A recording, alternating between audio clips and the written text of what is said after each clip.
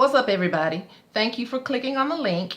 This is going to be my review of Wednesday night's episode of Underground, Season 2, Episode 6, Minty. Let me tell you, if you missed this episode, you missed an intellectually, spiritually, enlightening, deep treat. A lot of people say they didn't want to sit down and watch Harriet Tubman give a speech for 45 minutes. But I'm telling you right now, it was more than just a speech. It was just, to me, it was one of the best episodes of this season of Underground. Matter of fact, it was the best episode. Now, I know we love all the action and whatnot, all the running and pounding of our heart and beating of our hearts and whatnot. But I can assure you, that speech that she gave, if you had the patience and the attention span to sit there and listen, you would have been blessed beyond measure. Now, I took a lot of notes on this episode. I refused to even attempt to go line by line, precept upon precept. But I am going to take my time with it. I made a point to highlight the key things that Harriet said. Why don't we just begin? When the episode first comes on, you see Harriet standing up or getting dressed in what appears to be her hotel room. And they keep showing her from the back, and she's looking in the mirror. She's putting on her corset. And you can see that her back is scarred up from whippings that she's gotten over the years. I mean, one of the worst I've ever seen. Next to when Steen's first husband, or her husband, died back in the day, Sam's father. I mean, her back had multiple scars. More than I'd ever seen any woman with on her back on one of these types of shows. They've got this music playing, and I think the name of the song is Freedom. Of course, it's a modern day song, and it's hitting hard. It's sounding real good, and it's really, really adding to the theme of the show. So once she's dressed and everything, they show her in a lobby type area. I call it a lobby because she's sitting at a table outside of a meeting room in what we later see that appears to be a warehouse of some sort. Now, if you remember from last week's episode, the week before last episode, Lucas, Elizabeth, and the other Lawrence boys were on their way to Philadelphia to hear her speak. So this is the point we are at. We are actually in Philadelphia getting ready to hear her do a speech. So she's sitting out there and she's waiting on her time, and she's looking around. She's kind of wringing her hands a little bit. It's obvious that she's a little bit nervous, but she's waiting on her time to go in and do her speech. So she walks into this large meeting room. Like I said, the room looks like it's a warehouse of some sort. And it's not a large group of people, but it's a good-sized group of people, black and white, mostly white faces, that's staring at her. Of course, they're there in anticipation, waiting on her to come and deliver this message that they expect her as the general, as she's been called by the notorious John Brown, the other abolitionist that looks up to her. She sits down in this chair that's waiting on her. She just sits there for a moment. And she stares out into the audience for a few minutes, because like I said, she's probably nervous at this point. Well, soon she begins to speak, and she starts her speech off with these words. She said, the way each of us see the world is affected by two things: what we know and what we believe. She says the first thing that she knew was to be afraid of the white man. She was afraid of him carrying her away from her family. She had already had two sisters that were sent to a chain gang, two older sisters, I assume. And she said she's still afraid of white people taking her away. She talked a little bit more about that, but she said she grew up feeling like a neglected weed. She says now that she's free from slavery, she knows what a dreadful condition that it was. You know, once you're out of a situation, when you're in a situation, you might know it's bad and be aware that things aren't right, But it's not until you get out of the situation that you can look back on it and say, oh my God, it was horrible. You know, it's something different about the perspective of a person on the outside looking in than the person on the inside looking around. And that's the point she was making. Now that she's out, she knew it was bad, but now that she's out, she knows it was real bad. She made the comment, she said, if a person would send another person into slavery, she said he's bad enough, wicked enough, I say, to send them to hell if he could. And she also told him, she said, to tell folks how she came to be free, that they first have to understand what bondage was like for her, how it attacked her senses, the trauma that it caused, the way it felt, the way it looked, the way it tasted, things she heard. It affected her traumatically. And you have to first understand what that bondage was like to understand how she came to be free. Because what she went through is what shaped her attitude towards slavery and what later shaped her perspective or gave her the drive to eventually escape. She asked the people, she says, well, she tells them, I know that many of you are familiar with the book Uncle Tom's Cabin. And a lot of people are familiar with Uncle Tom's Cabin. You know, if you read, Harriet Beecher Stowe wrote this book. And it's a book about slavery and the events of things that, you know, that I guess that she saw. I guess as a white woman.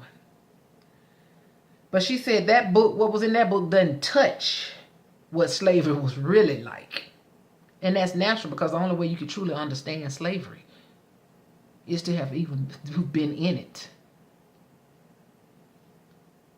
She said her mama, her name was also Harriet. She said she was good at moving around in white folks' space. She said she knew the ways of white folks. She was a house Negro. Her mom taught her a lot of things, and the things that she taught her about how to move around in white people's space and about the ways of white people, she said that didn't do her any good at that time. It wasn't useful to her then, but eventually it did become useful to her. She said that she did not like being in the house at all. Harriet wasn't a house Negro. She obviously preferred working outside, working with her hands. Okay? When she was a child, of course, her mistress' name was Miss Susan, but when she was a child, she was hired out to work in other white people's houses. And she was beat the most by one of the white women. I'm sorry, it wasn't her mistress, but one of the white women that beat her the most, her name was Miss Susan. And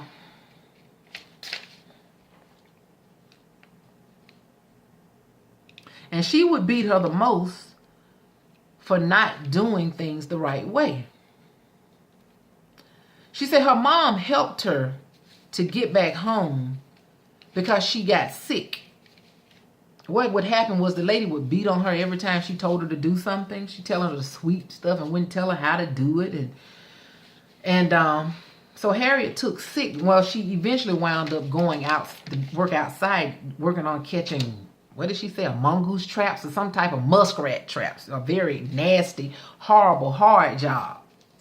Well, she wound up getting sick from being out in the swamps. And the mistress, who would always try to teach her how to sew, but she never got it. Of course, she wound up, like I said, sending her out to do that kind of work. But she got sick, and her mother, God rest her soul, went to the master and told him to send her back home because a sick slave or dead slave ain't no good to nobody. So it was because of her mama that she wound up being sent back home to be with them on the main plantation with the master. So in her mind, that was a small bit of freedom. The fact that her mom had that kind of influence with the master. She made the statement, she said, black folks have known pain for a long time. She said in her mind, she would never cry out when she was beaten. She never cried whenever she was beaten by the mistress or by the white folks that she was hired by. She said she wouldn't give them the satisfaction of seeing a reaction out of her that they expected. And in her mind, that was a little bit of freedom. The fact that she could do that. She said she couldn't reconcile why something that is so precious and so dear to everybody, slavery, she couldn't understand why it came from pain. Why was something that hurt people so much? Why did other people hold it so dear and so precious? Why was the institution of slavery such an important thing to so many people when it brought so much pain to other people? She couldn't reconcile that. And she touched me when she said that I can't reconcile how this thing could be this way while it does this over here. It's like 2 and 2 is supposed to equal 4. But if 2 and 2 equal, if the problem is not adding up to what it's supposed to, something is wrong. It's broken. It's a broken problem or a broken issue. Something is wrong. She said one day she stole a sugar cube. She looked over at a table in the lady's house, I guess where she was working, or at the mistress' house. And she saw a bowl full of pure white sugar. And while the mistress was arguing with the master, she had turned her back for a moment and she reached over and took one of those sugar cubes. And she said as soon as she reached over and took the sugar cube, she said the mistress came at her with a whip to beat her, but she caught out running, flew out the house down the street. And that for her was a moment of freedom. Her nickname was Minty. That's why they called this show Minty, because that's what people called her when she was a child. She was mischievous and she was rebellious, and that's why they call her Minty. I guess that was supposed to be short or some derivative of mischievous. But she was somewhat of a rebellious child as well. She said she found freedom in knowing that the white man couldn't own her spirit.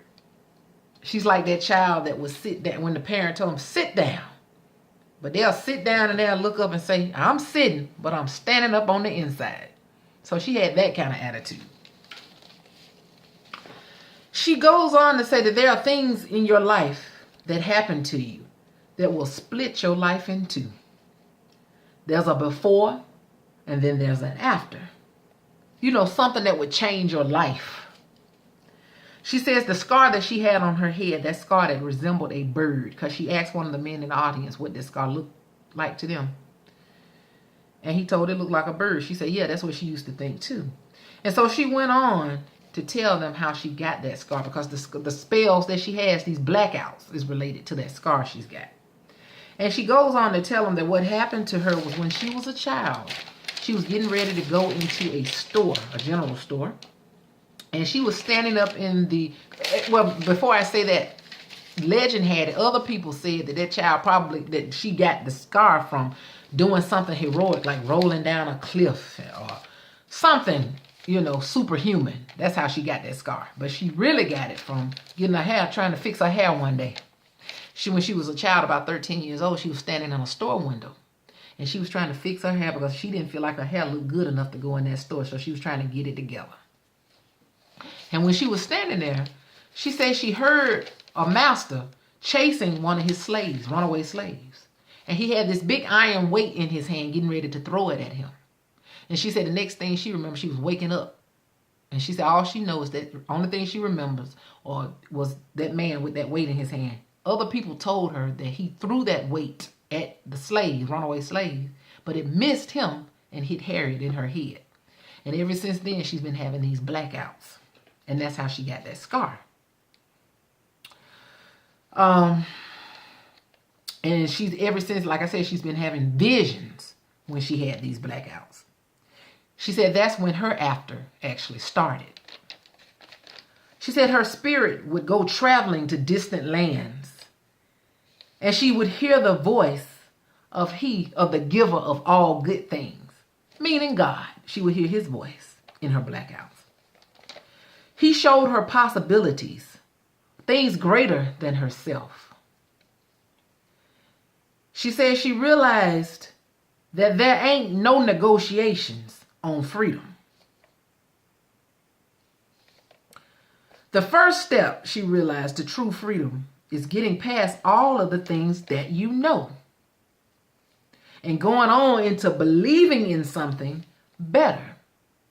And when she talks about that, it spoke to me. The word faith kept coming up. It's like I know something in my head, but to actually believe it and have faith that I can achieve it is something totally different.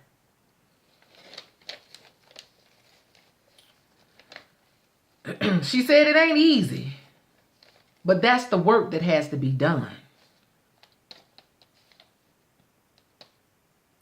In other words, knowing something is only half the battle, or part of the battle. But you got to go on to believing. And that's what she had to do. This was the process that she had to go through.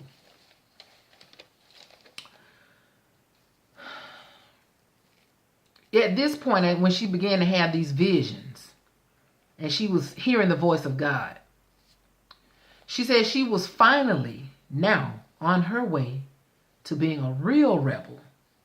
What people only thought that she was. People would accuse her of being a rebel because she was so mischievous.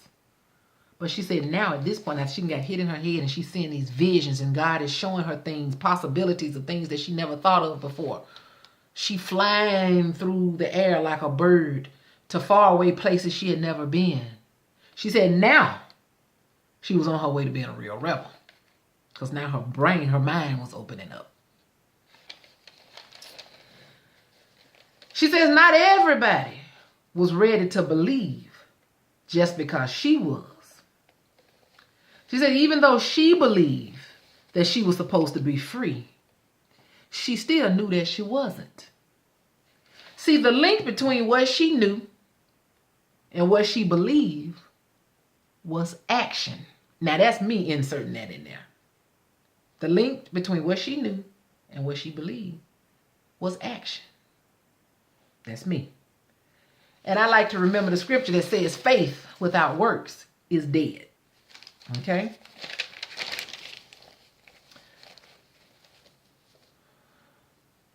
And that was freedom to her. In her mind, that was freedom.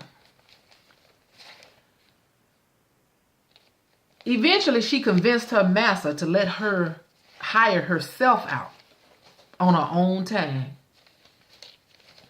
So she found a husband during this time that she was hiring herself out. His name was John Tubman.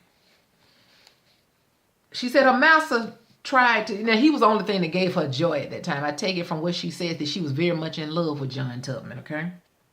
She said the master would keep trying to sell her because she got sick a lot during the wintertime. She would often get sick, and because of this, he would keep trying to sell her. Now, remember now, she done met her man. She ain't trying to go nowhere. But the master keep trying to sell her out. Sell her away from the plantation. But of course, like I said, she didn't want to be sold. So she prayed and prayed and prayed and kept praying. Lord, change the master's heart. Please change his heart so that he don't try to sell me. But it didn't do no good. He kept trying to sell her. But obviously, God was listening to her because he never sold her, right? So he was listening.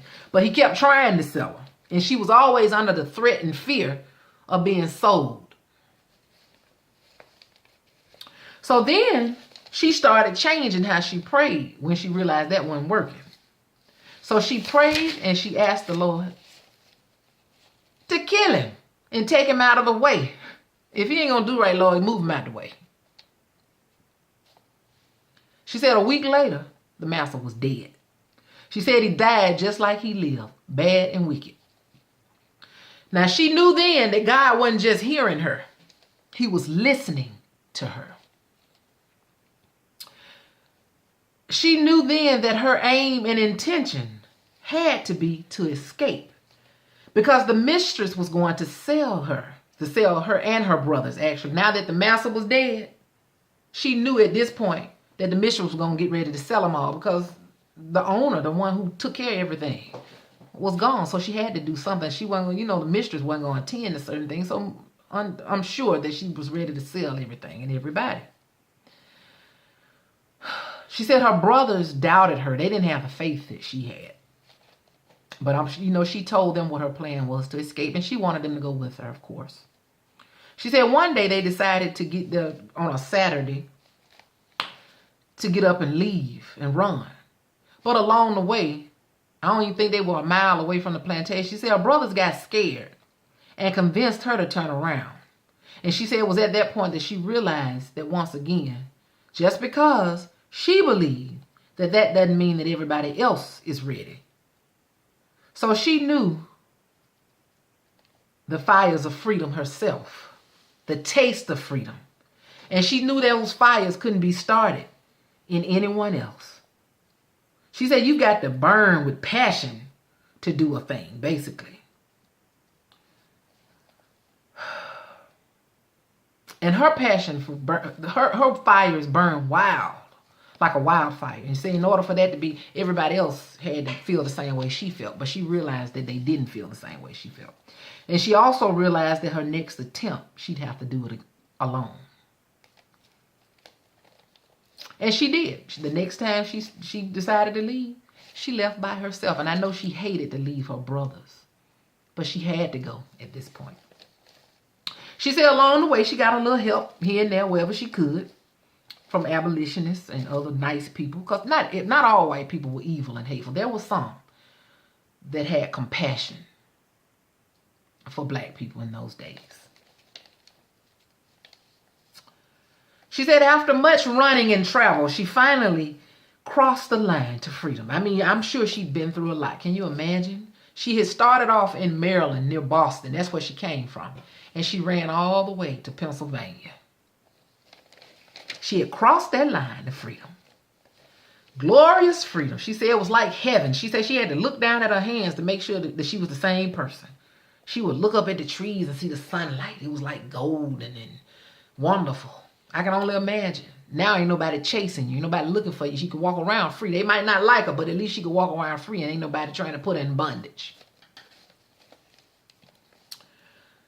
Her family, of course, was still in captivity in Maryland. But she had every intention, of course, to going back and getting them. She said things were bad because when she got there, she didn't have any friends. She had nobody to welcome her into freedom. She was all alone. When she went back to get her family, though, in Maryland, things had changed. Things had gotten so bad down there because there was a Fugitive Slave Act that had been put in place. And there was really nowhere that she could run in the United States and be safe at this point. Because the Fugitive Slave Act, what it says was that if a slave escaped from a slave territory into a free territory, even if they're in free territory, the free states had to return the slave back to their rightful owner. You see how the devil tried to, it's just every time I think about it, it make me mad. How these people thought they could control and were controlling because we were so afraid of them. Fear enables people to control you. But they were controlling people, black people, with fear. You can't go nowhere. I can get you. I can hide. And what made them think that they had any control over us? The devil. The devil. But anyway, I'm going to move on because I get kind of... So anyway, the Slave Act was in place. So she had to hurry up and leave. She went back and she went even further north. And she started working to earn money and saving money. And she realized that anything could be endured as long as you have a purpose. She knew she needed money and she needed a plan. And she just needed a route back. So she went through this cycle. She kept repeating this cycle where she would work, earn money, plan, and go back south when she could. And this is where she began to form this system that we know with these helpers along the way called the Underground Railroad, because she met people along the way. She met black people. She met white people. And the best times to travel, she realized, were during the months of December through February, because these were the winter months. And this is where the days are longer and colder. And this is where the masters, the white people and stuff, would be in their house in front of the fire, warm. Nobody wanted to go out when it was cold. We all know rainy season and freezing weather nobody likes to be out in. And those were the best times for her to travel, was when they laid low. She had to rise up. Okay? She was smart. She was smart.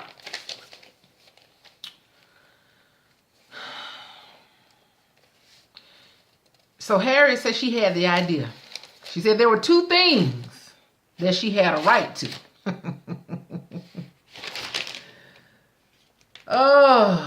There were two things that Harriet said she knew she had a right to, that we all have a right to. Death and liberty. She said one of those things she meant to have. She would never be taken alive, is what she said. She said she would fight for her liberty And when it was taken, wait a minute, I'm sorry. She said she would always fight for her liberty. And when it was time for her to die, God would let them kill her. So in other words, slavery is not an option for Harriet. And slavery should not be an option for anybody. Who was it? Alexander Hamilton? Who was the famous person that supposedly said, give me liberty or give me death? I believe they lied. I believe Harriet Tubman said that. But I don't know. That's just me talking now. But she was basically saying, give me liberty or give me death. Y'all know that old Negro spiritual that says, before I be your slave, I'll be buried 6 feet in my grave. Well, she had a conviction. That is what Harriet, that's where she was. Now, when she went back to get her husband, because she had already planned when she left, she had to go back and get her husband in Maryland.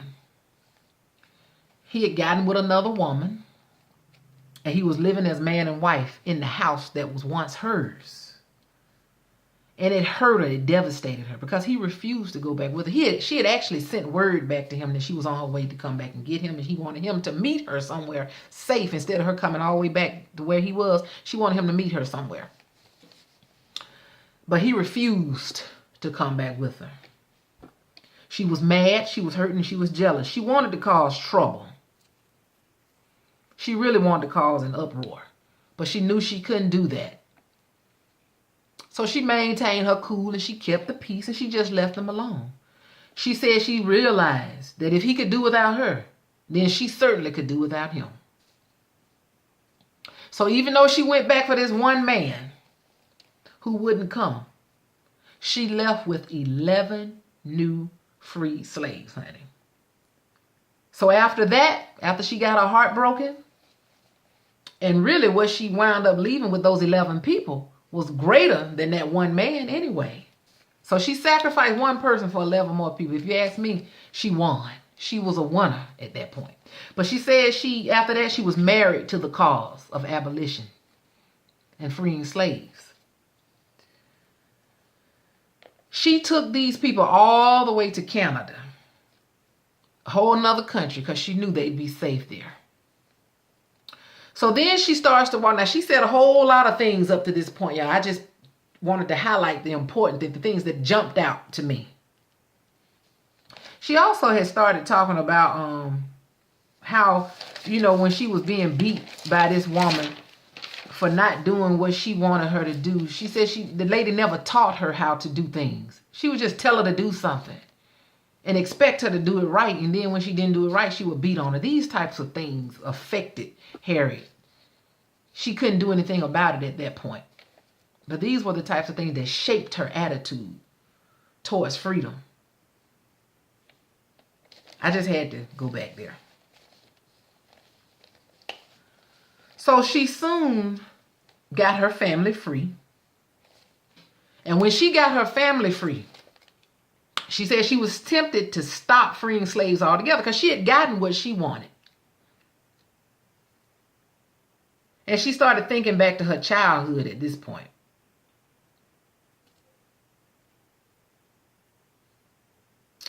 She thought back to her childhood about one of the incidents where the mistress beat on her.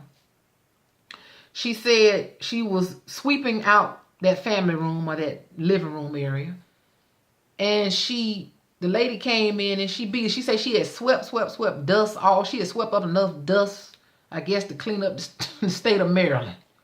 And she said the lady came home and beat on her. And she said she guessed the woman must have had a little bit of compassion on her, for her. And she explained to her this time, or some other lady, I think it was. She explained to her what she did wrong.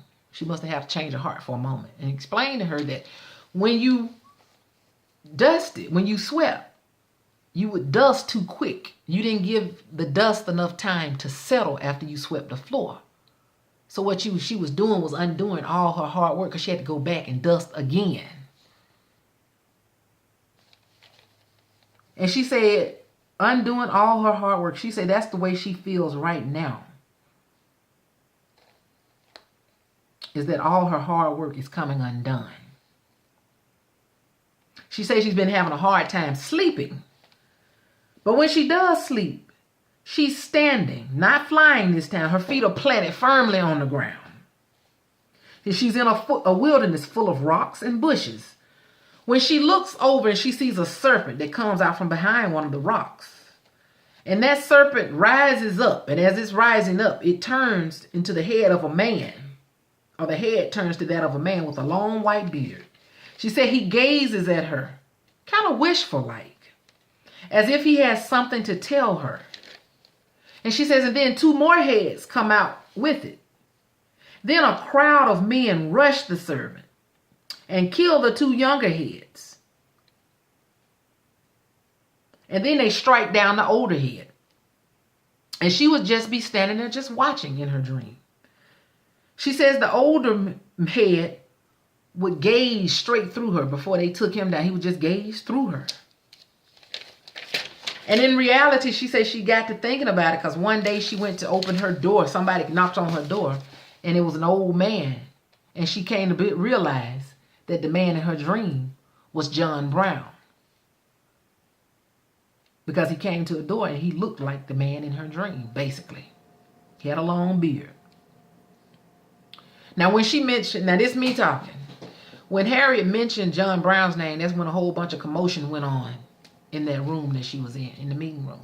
Because you know there were two types of abolitionists at that time. You had the people that believed, that followed John Brown, who were aggressive, violent, because a lot of white people were afraid of John Brown because he had killed white people in the name of abolition.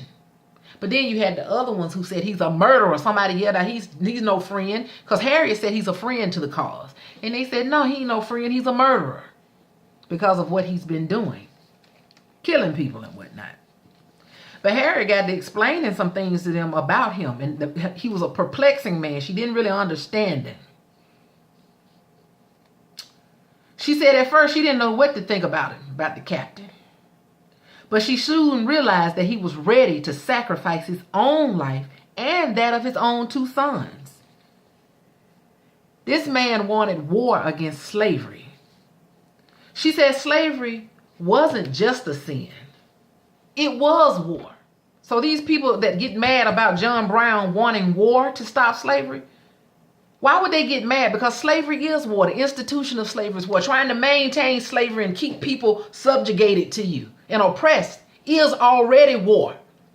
It's those slave owners are, in a sense, at war with my people. They were at war with black people. It's just that they had the upper hand. They had the weapons. They had the unity. They had the multitude of people. So they were winning the war because we couldn't fight back. But we were already in a war.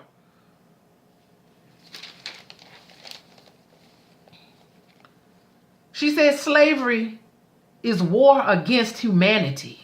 It's not just a sin. They were calling it God's will, saying they were doing all of this in the name of God. But she said, this ain't God's will. This ain't the God she knows. It ain't the God I know either. She said she came to soon admire John Brown. And she said she learned that to give up oneself is vital. But Harriet didn't intend to die for the cause. But she said she would if need be. She said she wanted to live a long and full life. She said she was tired of death threats and living a life full of fear. She says violence without a cause, she learned, is in fact brutality. Because that's the way of the slave master. They're violent against people without a cause, for no reason. So they were brutal, evil, wicked people. But violence with a cause, in my opinion, I'm giving it this definition, is self-defense. And there's hope and prayer in that. She said it's right to defend yourself against slavery. Well, those are my words. That's my interpretation of what she said. It's right to defend yourself against slavery. And sometimes in defending yourself, somebody might have to die. It's like either you gonna kill or be killed. I ain't gonna let you kill me.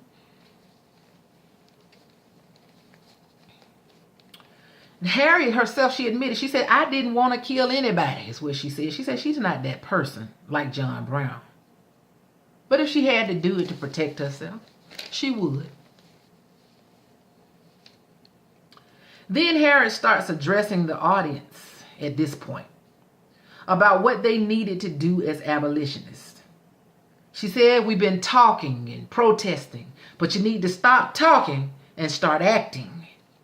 Everybody in that room had been talked and met up and we fuss, but ain't nothing changing. She said they needed to stop fighting about how they would do it and start acting on it. She said, we still got a long way to go. She said, we're doing a lot of good things. Y'all are doing a lot of good things, but you're not doing enough. She's afraid that you're not doing enough.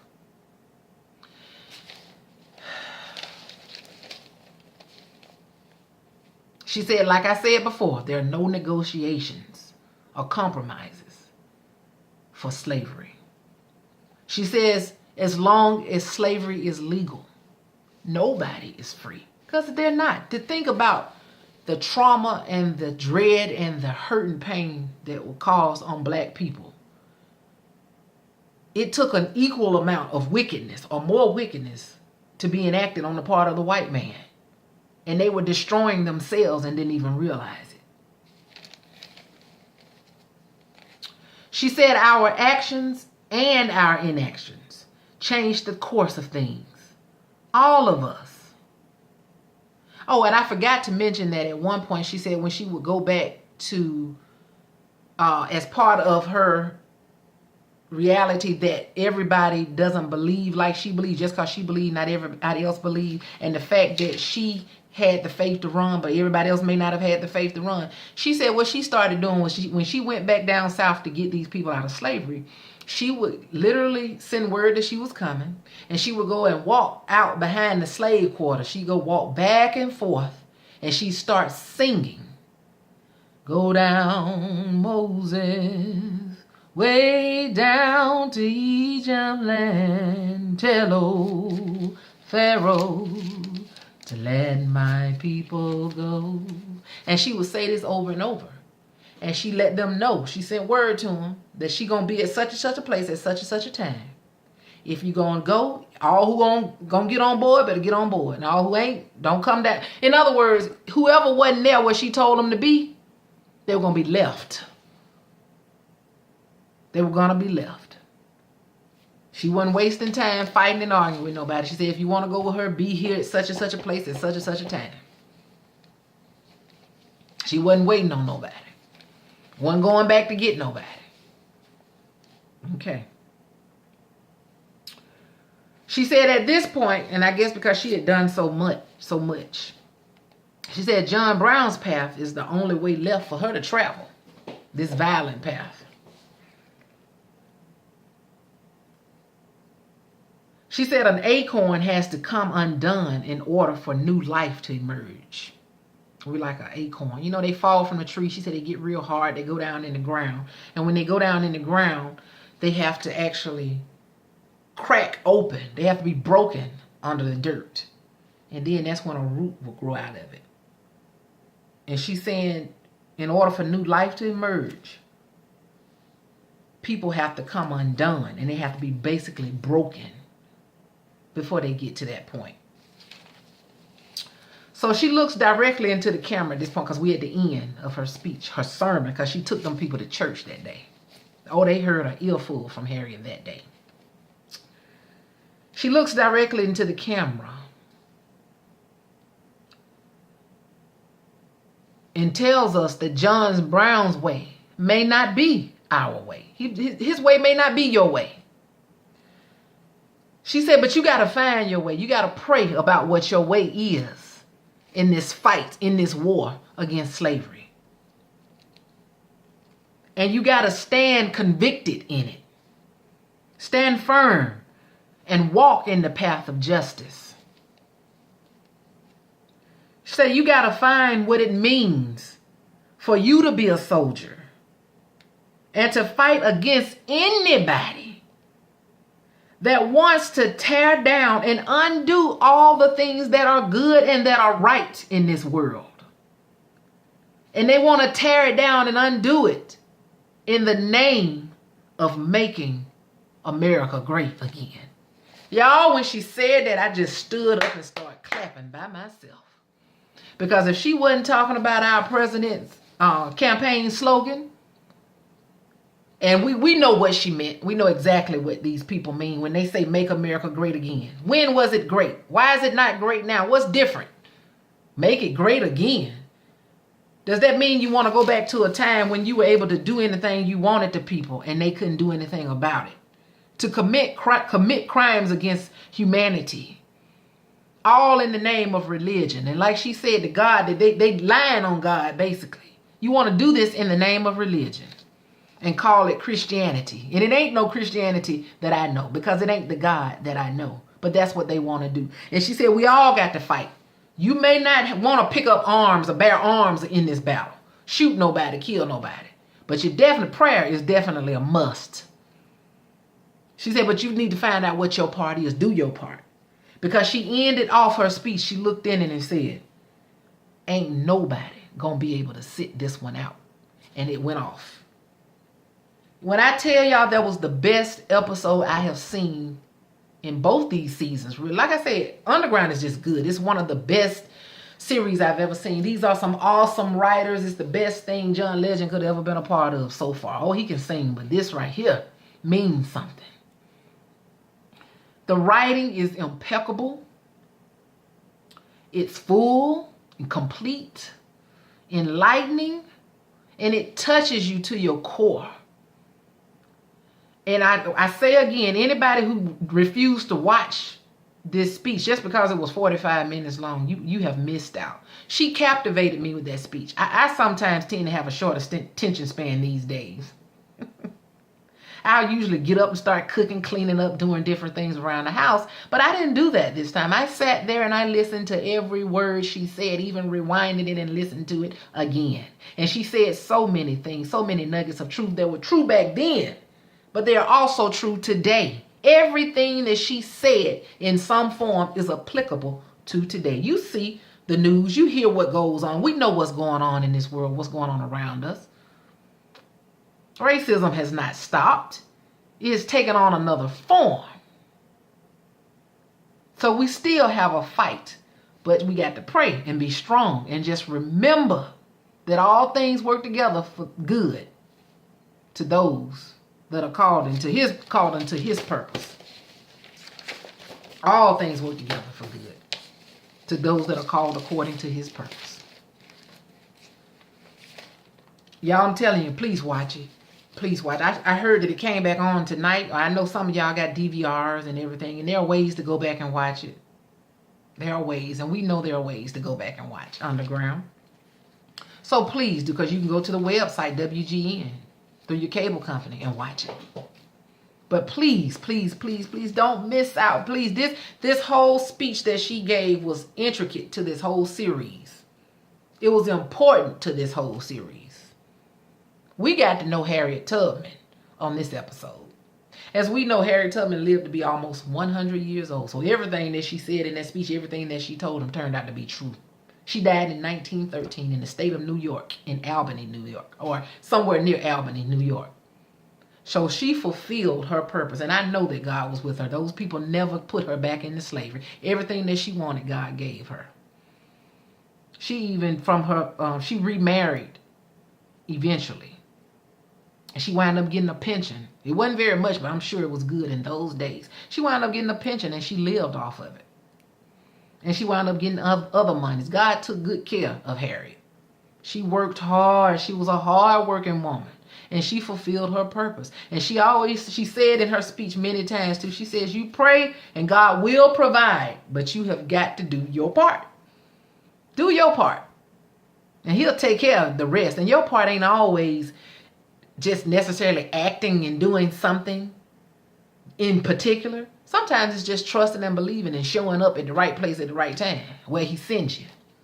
Oh, I just learned so much from this episode. I'm going to go on because I talk too much. I have got to do my review on Empire and Greenleaf as well. So y'all, it has been real. I hope y'all got something out of my rambling. I always feel like I'm rambling because there's so much to say and do. I have so many notes, like 3 and 4 pages of notes and things that I have read. And It's like a job. It's like I'm working 8 hours just to do a rambling video. But like I said, I hope y'all enjoyed it. I hope you got something out of it. Please do me a favor and click like on the link below and give me your commentary and share this link with other people.